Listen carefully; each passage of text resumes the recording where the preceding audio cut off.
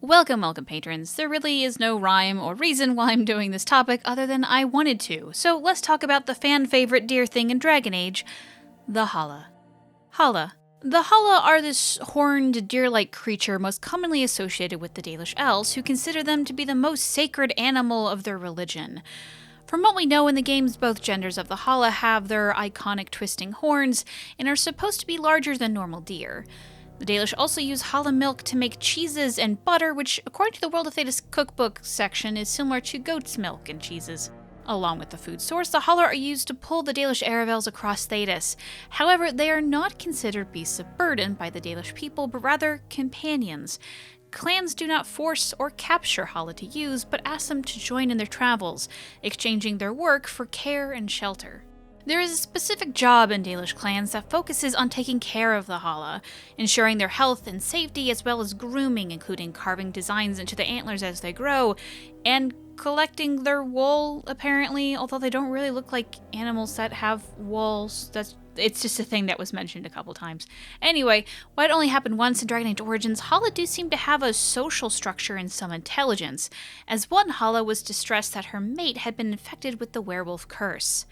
Along with that, while the Halla herder in Dragon Age Origins was also a mage, there does seem to perhaps be a way for the herder, or at least a herder mage, to understand the Halla in some sense. For the most part, Halla are pure white, minus a rare golden-colored Halla that the Dalish call ghilan'nain, which has a legend of appearing to the Dalish in times of great need.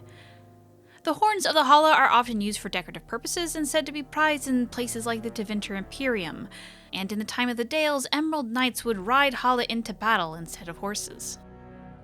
Something more?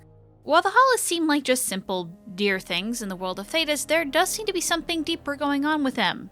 Not like too deep, just like mildly interesting. So don't expect too much out of this section. The Elven Goddess ghilan'nain is, according to the Dalish, the goddess of the Halla and is responsible for creating them. They are her symbol and most beloved creature. But as we have progressed through the series, ghilan'nain's once serene and calm Dalish persona has taken on a more monstrous tone. In Inquisition and Trespasser, a number of codex entries paint ghilan'nain in a more sinister light. The Ascension of Ghilan'nain, found in the Temple of Mythal, talks about how she gained her godhood by killing all the monsters she had created, minus a few she had made for Andrul, some deep-sea monsters, and the Halla, whose grace she loved above all else. Later in Trespasser, there would also be a codex, Notes on Methods of Enchantment, which, while we don't know for certain that it was the goddess who wrote the notes, it was signed with an elegant Halla head stamp. While the notes seem boring and benign at first, it's later revealed that the writer had been using the skin of a person or some other sentient being to use for their armor.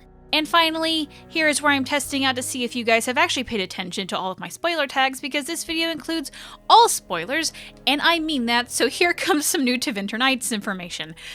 It seems that ghilan'nain was up to something in creating monsters in the Deep Roads, specifically we know in Hormak.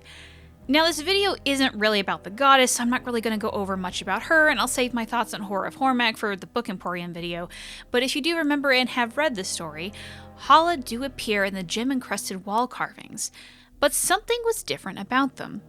The lowest band of carvings, the Halla pulling the Aravel, was off. The Halla were different, wrong. They had too many horns, for one, and a harder, more rounded look than was normal. A look that was almost insectile, and the horns themselves were longer and ridged, organic somehow. While we always imagined that the Halla were this beautiful and elegant creature, what were these insectile Halla? Were they, like the other monsters found at Hormak, Halla that had been twisted with some other creature? Or perhaps even that was the original form of the Halla? Perhaps instead of armor built for the Halla in times of war, ghilan'nain created Halla that can grow their own. And not even the most sacred animal of the elves were safe from the elven god's hubris. And that, dear patrons, is all that we know on the Halla. Do you still have lingering questions, proof that I'm wrong, comments about your own fan theory? Feel free to tweet me at Gildathon on Twitter or send a PM to user ghilan'nain on Reddit. Terrestrial.